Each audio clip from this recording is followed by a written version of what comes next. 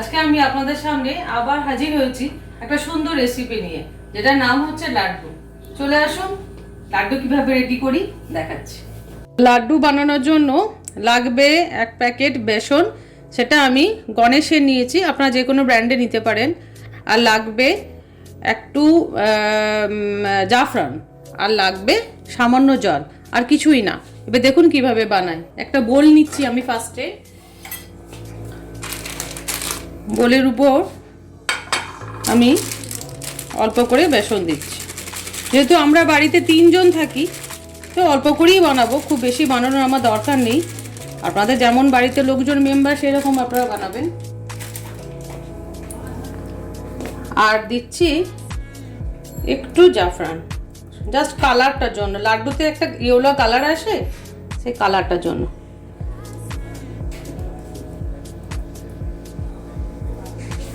দিলাম, যদি লাগে একটু পরে দেব, এখন আমি অল্পই দিলাম। এবার দেখুন অল্প অল্প করে আমি জল দেব, জল দিয়ে গুলবো।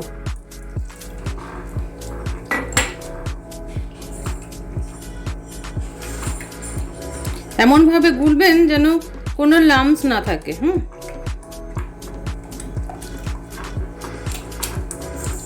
দেখুন এবার গ্যাসটা আমি অন করলাম।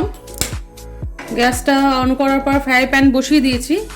এবার প্যানটা যখন গরম হবে তখন তেল দেব। তেলটা একটু বেশি করেই দিতে হবে, যেহেতু লাড্ডু তো ফার্স্টে আগে আমাকে বোঁদের মতো করতে হবে, তারপরে পাকাবো, সেই জন্য তেলটা একটু বেশি লাগবে। তেলটা গরম হোক। তেলটা গরম হয়ে গেছে। এবার দেখুন এইভাবে এরকম একটা হাতা নেবেন, তার উপরে দেখুন অল্প অল্প করে দেবেন। এই দেখুন এইভাবে এভাবে ঝেড়ে ঝেড়ে দেবেন, দেখবেন গোল গোল করে পড়বে। এই যে দিয়ে দিলাম, দেওয়ার পর এইভাবে ঝাড়বো।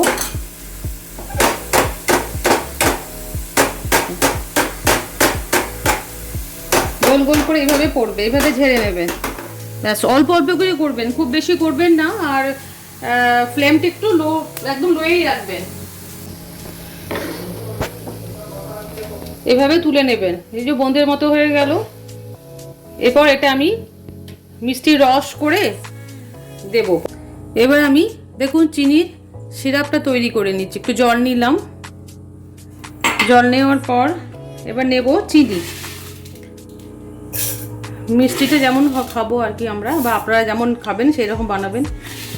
আমি এই 2.5 চামচের মতো চিনি নিলাম। চিনিটাকে একটু গুলে নিলাম, গুলছি।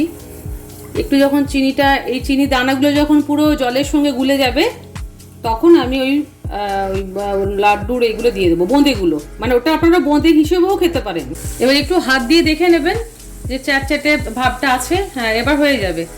এবার আমি এই বোঁদেগুলো দিয়ে দিলাম, দিয়ে একটু নেড়ে দেব।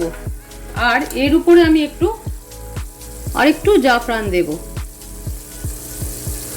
ব্যাস, দিয়ে এটা নাড়বো, নেড়ে একটু ঢাকা দিয়ে রাখবো।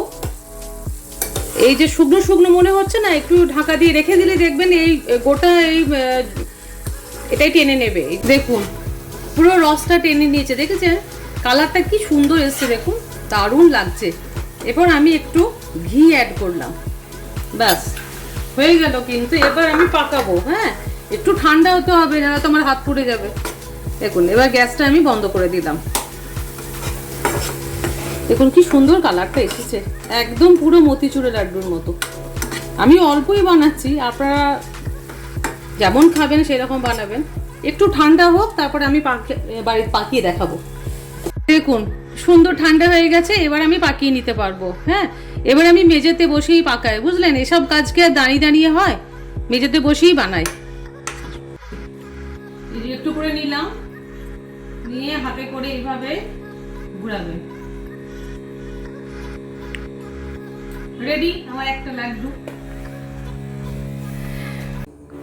তাহলে হয়ে গেল আমার laddu ready. Please like, comment, share, subscribe করতে ভুলবেন না প্লিজ।